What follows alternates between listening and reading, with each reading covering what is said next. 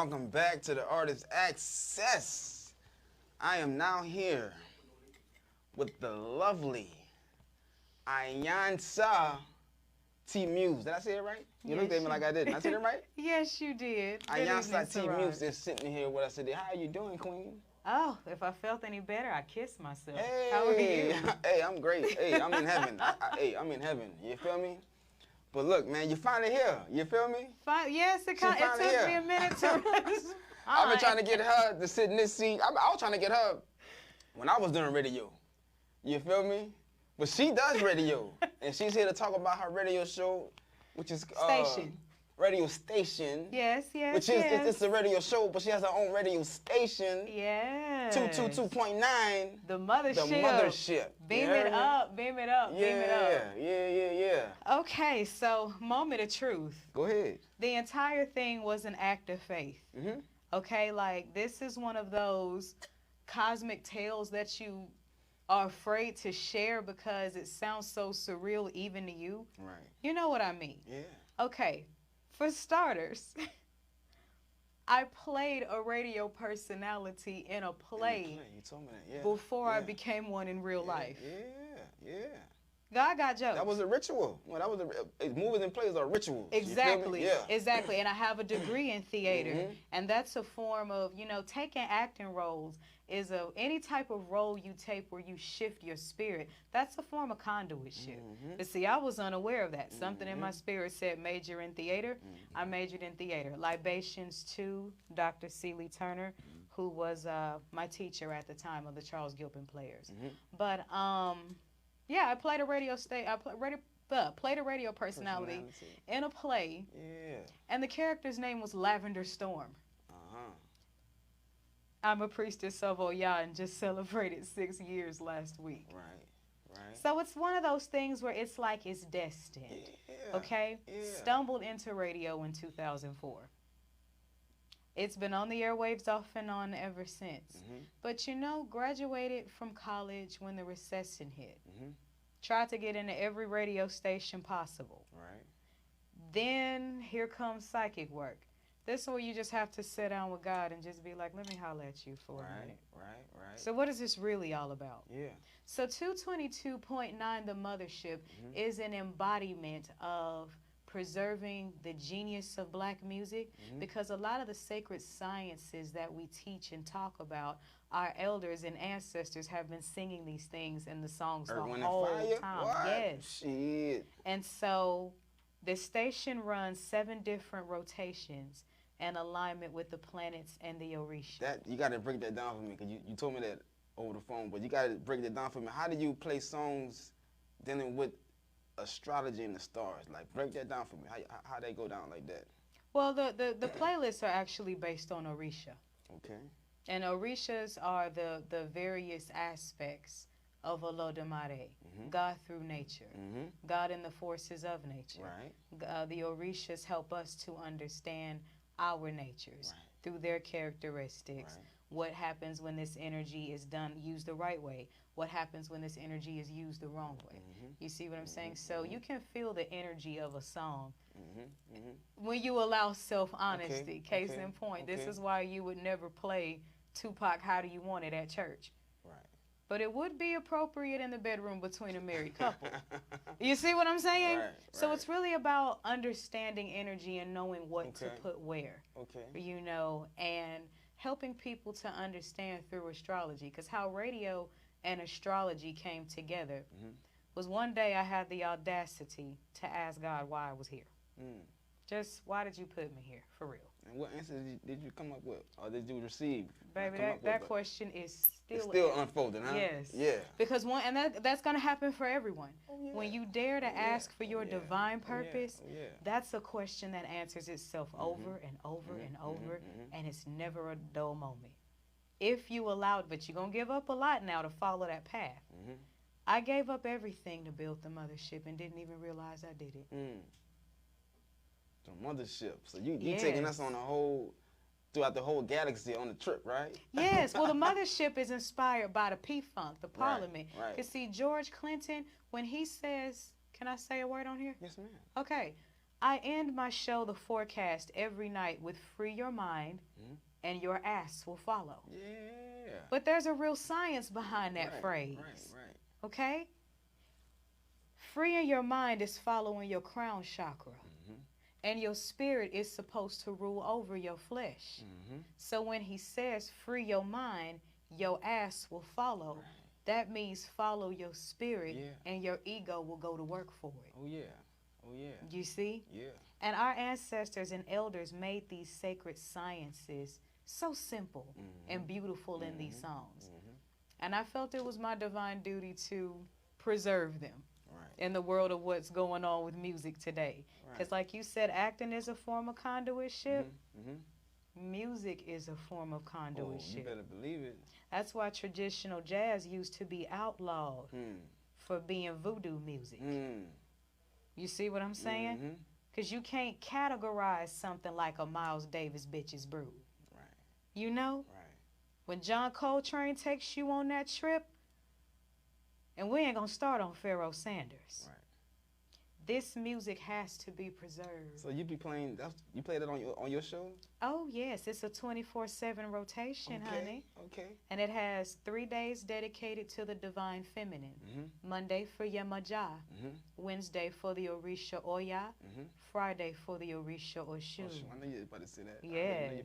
But we don't leave the fellas out, because you don't get the divine feminine without the divine masculine. Right. It's about balance. It ain't about a gender war. It's about a balance. Right. Force and receptive. So Tuesdays, because they rule by Mars and Jupiter, Tuesdays and Thursdays are divine masculine playlists. So you get an all-male lineup on Tuesday and Thursday. Okay. And Saturday, Saturn, that's the day of the crossroad, hip-hop wisdom. Okay. So that's unisex, but it's all classic hip-hop. Okay. You know, the hip-hop that's talking. Yeah. Gotta be saying a little something. Right. Yeah. But see, Sunday's a day of rest and reflection. You honor the ancestors on Sunday. That's when you let the church say amen, because that's the day of rest. And that's where you get your gospel on Sundays and smooth jazz to rest and reflect you out. And so all of this came to me as a result of divine assignment.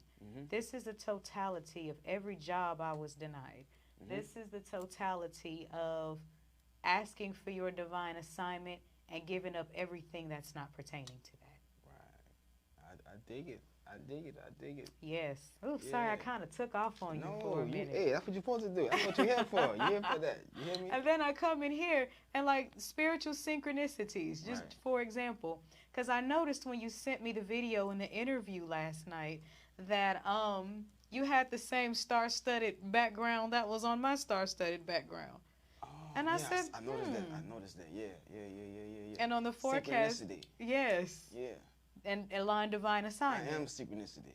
My whole life is synchronicity. Right. I'm telling you. Yes. For real. Yes. I see the angel numbers all day, every day. Like I be just doing whatever, and someone say, look at the time. For no reason, just look at it. And what I do is always 111, 222, 333, 444, 55. It's always one of them numbers. You know what I'm talking about? All the time. You know what I'm talking about? So. Yeah, this is. Hey, once you tap in. And honestly, that's what life taps back right in with you. You know what I'm talking about? Yes. Yeah. Yes. And that's why the mothership is called Radio for the Road Less Traveled. But the goal is to make the road less traveled a 9-lane freeway. Right. 9 lane for those the chakras, the 7. Well, you said 9 though. Break that down for me. 9 is a number that's sacred to the Orisha Oya. Okay. And, Okay. A week ago today, I celebrated, so I'm allowing myself to. 6 years. 6 years of priestesshood to Oya. Yeah. Now I went on your site, your website. You got a lot going on the website. So you offer. What all do you offer? Like, 'cause you got a lot of stuff going on. I've created an entire 7-day orbit. So for Mondays, if you're into dream interpretation, things of the sea, emotional healing, divine feminine essence, catch me on a Monday. If you're more interested in plant magic and things that are for the divine masculine to heal, catch me on a Tuesday. You want to talk about, no, Tuesday's Mars. Mars. Yeah, Tuesday's Mars. Mars. You want to talk about the quasars? Catch me on a Wednesday.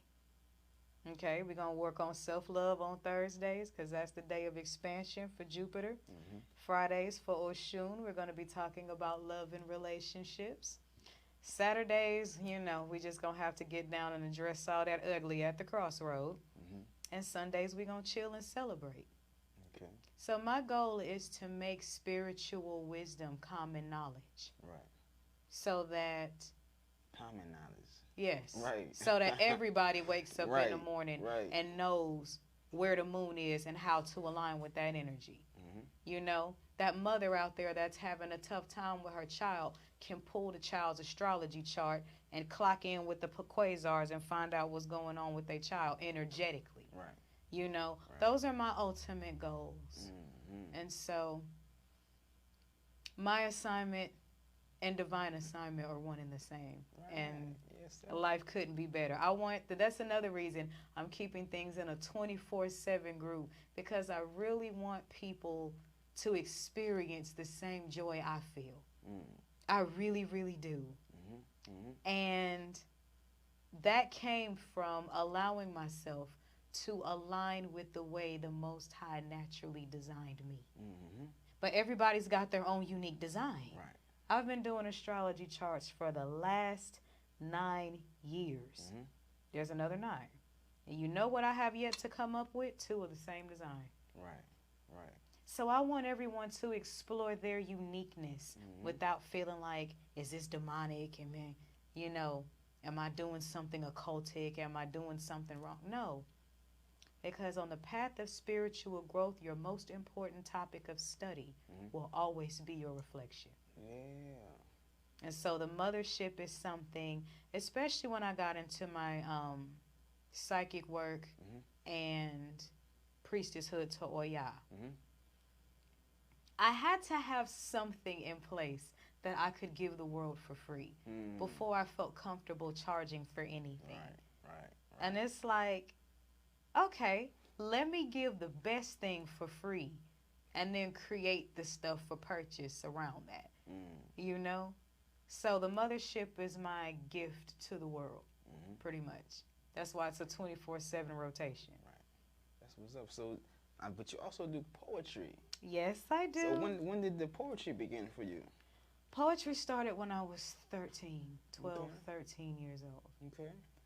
I would perform other poems first. It was my 7th grade English teacher, Libations. Her name is Eloise Turner. And it was one day she came in the classroom, and it's Black History Month, and she put those lesson plans down, and she performed Maya Angelou's Phenomenal Woman. And from that day forward, I was hooked. She had to stop me from writing poetry during her lessons. You know, I kept them to myself.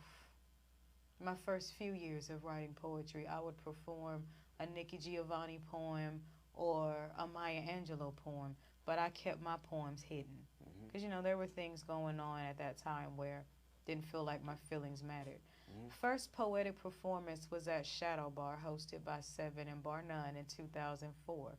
And even then, it wasn't my first. I did a Tupac poem to break the ice.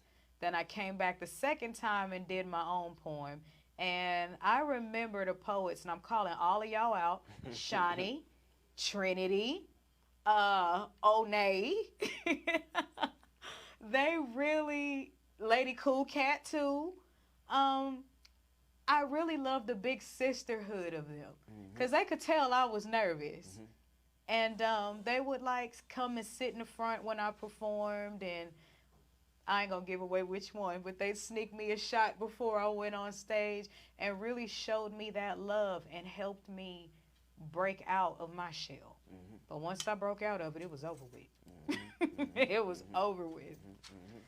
So that's how that goes. I actually published a book of poetry before graduating from college.